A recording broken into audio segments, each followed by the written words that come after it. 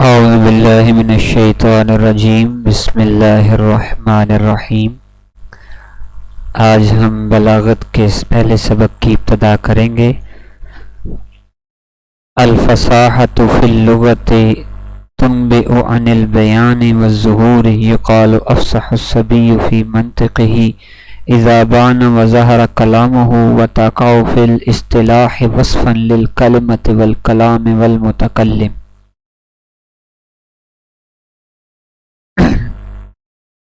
فصاحت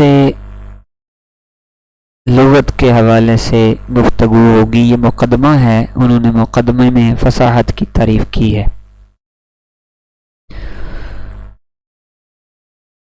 فصاحت کے بارے میں انہوں نے بتایا کہ فصاحت ایسا کلمہ ہے، ایسی صفت ہے جو کہ لغت کے اندر یہ کہا جاتا ہے کہ جب بیان ظاہر ہو، ظاہری طور پر جو ہے وہ اپنے معنی کی خبر دے، معنوی لحاظ سے اپنے ظہور کی خبر دے، تو اسے کہتے ہیں فصیح، فصاحت۔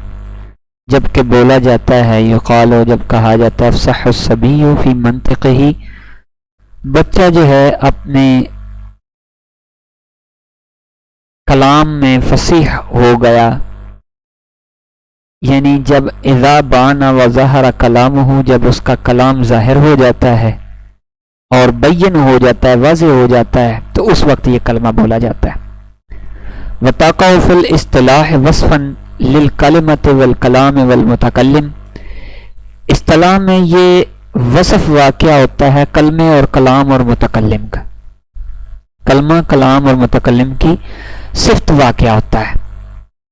یہ ہے فصاحت کی تعریف، یعنی فصاحت جو ہے یہ کلام کے ظاہر ہونے پر بولی جاتی ہے، یعنی کلام ظاہر ہو، واضح ہو، معنوی لحاظ سے اس کی مراد جو معنی مراد ہے، مرادی معنی پر دلالت کر رہا ہو کلام، تو وہ فصیح ہوگا، یعنی اسے فصاحت کہتے ہیں۔ حقیقت میں فصاحت جو ہے یہ صفت واقع ہوتی ہے کلمہ، کلام اور متکلم کی۔ اب کلمے کی جو فصاحت ہے، ففصاحت الکلمۃ سلامتها من تنافر الحروف ومخالفت القیاس والغرابۃ، فصاحت کلمے کی یہ ہے کہ وہ تنافر حروف، مخالفت قیاس اور غرابت سے خالی ہو، غرابت سے خالی ہو۔ آگے وہ کہتے ہیں فتنافر الحروف، اب تنافر حروف کیا ہوتا ہے اس کی بحث کر رہے ہیں۔ وصف فی الکلمۃ یوجب ثقلها علی اللسان واوسر النطق بها، وہ کہتے ہیں کہ تنافر حروف یہ ہے، ایسا وصف ہے جو کلمے کے اندر، یعنی کلمے میں تنافر حروف یہ ہے کہ ایسا وصف ہے جو جس کی وجہ سے وہ کلمہ زبان پر بھاری ہو جائے اور اس کا ادا کرنا مشکل ہو جائے، جیسے الغش، یہ جو ہے خش کی جگہ پر بولا جاتا ہے، موضع الخش، خش کی جگہ پر بولا جاتا ہے، خشنے، خشن بھی بولا جاتا ہے۔ والہو اخو، ہو خو جو ہے یہ بولا جاتا ہے لنبات تراہ الابل، جس کو اونٹ چرتے ہیں، یہ اس بوٹی کے لیے بولا جاتا ہے۔ والنقاح، نقاح کا کلمہ بولا جائے لماء العذب الصافی، صاف پانی کے لیے۔ والمستشذر للمفتول، مستشذر بولا جائے مفتول کے لیے، یعنی بٹی ہوئی چیز کے لیے۔ اس کی سمجھ لیں، وضاحت میں بتا دیتا ہوں۔ تنافر حروف ایسا وصف ہے کلمے کے اندر جو زبان پر جو ہے کلمے کو بھاری بنا دیتا ہے اور اس کلمے کا ادا کرنا مشکل ہو جاتا ہے، تنگی محسوس ہوتی ہے، مشکل سے وہ کلمہ ادا ہوتا ہے۔ جیسے اب وش بولنا خشن کی جگہ پر، ہو خو بولنا اونٹ کی بوٹی ہے جس کو وہ چرتا ہے، نقاح بولنا صاف پانی کے لیے، ماء العذب صافی کے لیے یہ کلمہ بولنا۔ اب نقاح، زش، ہو خو یہ کلمے بڑے مشکل ہیں۔ المستشذر، اس کلمے کو بولنا مفتول کی جگہ پر، مفتول کہتے ہیں بٹی ہوئی کوئی چیز، رسی وغیرہ، اس کو مفتول بولتے ہیں۔ اب آپ خود المستحضر کلمے کو خود اپنی زبان سے ایک یا دو مرتبہ بول کر دیکھیں، آپ کو پتہ چلے گا کہ واقعی یہ شین کی تا کی شین آگے پیچھے جو ہے وہ ہونا شروع ہو جائے گا، شین کی سین کی شین ہو جائے گی، یہ گڑبڑ ہوتی ہے۔ تو یہ مشکل کلمہ ہے المستحضر، زبان جو ہے اس کو ادا کرنے میں مشکل محسوس کر، لیکن اس کے مقابلے میں مفتول یہ بڑی جلدی ادا ہو جاتا ہے۔ آگے وہ کہتے ہیں مخالفت القیاس مخالفت القیاس، اور مخالفت قیاس جو ہے وہ یہ ہے کہ کون الکلمۃ غیر جاریۃ علی القانون الصرفی، کہ کلمہ جو ہے قانون صرفی کے خلاف جاری ہوا ہو، جو قانون صرفی تھا صرف کے قاعدے کے مطابق کلمہ جاری نہ ہوا ہو، کا جمع بوق علی بوقات فی قول متنبی، جس طرح کہ بوکن کی جمع بوقات لے کر آیا ہے متنبی کے قول میں۔ متنبی یہ ایک کمینہ ترین شخص تھا جس نے نبوت کا دعویٰ کیا تھا، اور نبوت کے دعوے میں جب اس سے کوئی نشانی پوچھی جاتی تو نشانی کے طور پر، علامت کے طور پر یہ اپنے شعر پڑھ کر سنایا کہتا تھا دیکھو میں بڑا جناب شاعر ہوں، بڑا چوٹی کا، یہ نبوت کی نشانی ہے، تو ایسے ہے ویسے اللہ پاک اس کو جو ہے وہ جہنم واصل کرے اور جہنم کے نچلے گڑھے میں پھینکے۔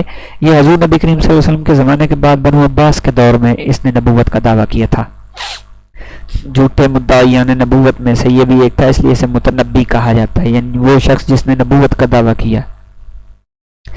اس نے اپنے شعر کے اندر بوک ان کی جمع بوقات لایا ہے، جو انہوں نے نیچے شعر دیا نا، فَإِن يَكُ بَعْضُ النَّاسِ سَيْفًا لِدَوْلَةٍ فَفِي النَّاسِ بُوقَاتٌ لَهَا وَتَبُولُ، اب یہ بوقات لے کر آیا، بوک ان کی جمع بوقات، اِذِ الْقِيَاسُ فِي جَمْعُهُ لِلْقِلَّةِ أَبْوَاقٌ، وہ کہتے ہیں جبکہ قیاس، اِذِ الْقِيَاسُ قیاس تو یہ تھا کہ فی جمع ہو کہ اس کی جمع آتی للقلت، جمع قلت، یعنی جمع مکسر کی اقسام ہے نا، جمع قلت، جمع کثرت، جمع منتہی الجمع، تو جمع قلت کے وزن پر آتی، بوکن سے ابواق آنی چاہیے تھی، جس طرح صوابن سے اسوابن ہوتی ہے نا، اس طرح بوکن سے ابواقن یہ آنی چاہیے تھی، قیاس یہ تھا، لیکن اس نے بوکن کی جمع بوقات لائی ہے۔ وَكَمَوْدَدَةٍ فی قولہ، جس طرح کہ موددہ کا کلمہ لے کر آئے ہیں اسی کے قول میں، متنبی کے قول میں، ان بنی للعام زہدۃ مالیہ فی صدورہم من موددۃ، موددہ کا کلمہ لے کر آیا ہے۔ والقیاس، قیاس تو یہ تھا کہ مودۃ، کلمہ مودۃ ہوتا بالادغام، ادغام کے ساتھ، کیونکہ قاعدہ صرفی میں تو دو ہمزینہ حروف جب اکٹھے ہو جاتے ہیں تو ان کے اندر ادغام کا قاعدہ لگتا ہے، ان کو ادغام کر دیا جاتا ہے، تو یہاں ادغام ہونا چاہیے تھا، موددۃ ہونا چاہیے تھا، مودۃ ہونا چاہیے تھا، تو یہاں موددۃ اس نے لکھا۔ والغرابۃ، یہ قیاس یہاں ختم ہو گیا، مخالفت قیاس۔ غرابۃ کون الکلمۃ غیر ظاہرۃ المعنی، کہ وہ کہتے ہیں کہ غرابت یہ ہے کہ کلمہ جو ہے معنی کے ظاہر کے خلاف ہو،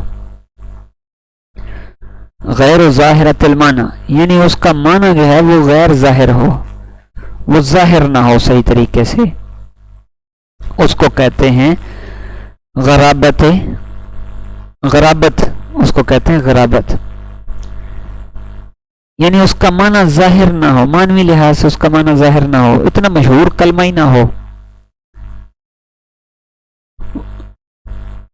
جیسے تکأ، جیسے تکأ بمعنی اجتماع، یہاں لفظ تکأ جو ہے یہ اجتماع کے معنی میں بولا جا رہا ہے، یہ کس کے معنی میں بولا جا رہا ہے؟ اجتماع کے معنی میں بولا جا رہا ہے، تو اجتماع جو ہے اس کا معنی تو ظاہر ہے، یہ بڑا مشہور ہے کلمہ اجتماع، لیکن تکأ جو ہے یہ مشہور نہیں ہے، یہ مشہور نہیں ہے۔ آگے انہوں نے بولا وَإِفْرَنْقَعَ بمعنی انصرفا، افرنقع کا کلمہ بولنا انصرفا کی جگہ پر،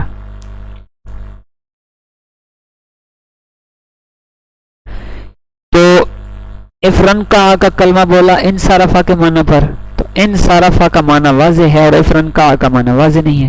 یعنی اطلاخما آگے آگے و اطلاخما بمعنی اشتدہ. اب اشتدہ کا معنی ساروں کے سامنے واضح ہے، باندھنا. تو اطلاخم اس کا معنی جو ہے واضح نہیں ہے.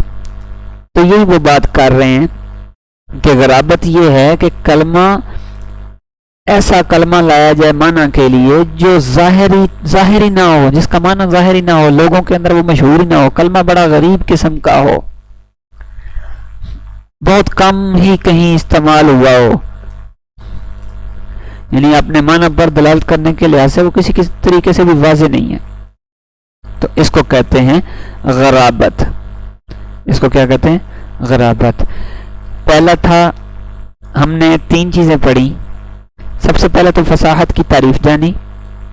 فصاحت کی تعریف کے بعد ہم نے کلمے کے بارے میں جانا کہ کلمے کی صفات شروع کی.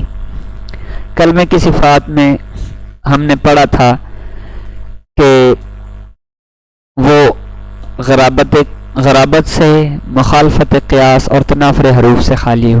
تنافر حروف کی بحث پڑھی کہ حروف اس قسم کے استعمال کیے جائیں کہ وہ کلمہ ہی جو ہے زبان پر اس کا ادا کرنا، وہ کلمہ زبان پر بھاری اور ادا کرنا مشکل ہو جائے. مخالفت قیاس یہ تھا کہ صرفی قانون کے مخالف لفظ لے کر آیا جائے. وہ جو کلمہ ہے وہ صرفی قانون کے خلاف جاری ہوا ہو. اور غرابت یہ ہے کہ معنی تو اس کا ٹھیک ہے، لفظ بھی ٹھیک ہے، فصیح و بلیغ بھی ہے، بڑا اعلیٰ قسم کا لفظ ہے، لیکن مشہور نہیں ہے. ایسا لفظ لے کر آئے جو عوام میں مشہور ہی نہیں ہے، جو غیر ظاہر ہے، جس کا معنی غیر ظاہر ہے. معنی ظاہر کرنے میں وہ پوشیدہ ہے، وہ لفظ معنی تو ٹھیک بتا رہا ہے لیکن معنی ظاہر کرنے میں وہ لفظ غریب ہے، کیونکہ اس معنی کے لیے بہت سارے الفاظ اس سے اعلیٰ ہیں. تو یہاں تک پہلا سبق ختم ہوا. دوسرا سبق ہم پڑھیں گے فصاحت کلام کے حوالے سے. وما علیہ الا البلاغ المبین.